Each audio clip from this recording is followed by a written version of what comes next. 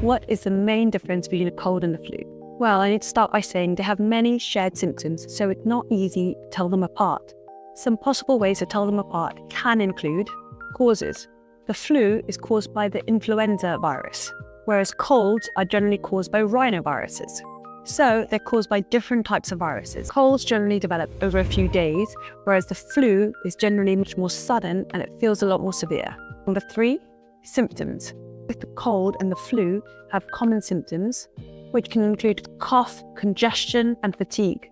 But the flu generally has additional features like fevers, headaches, shivering and shaking, body aches.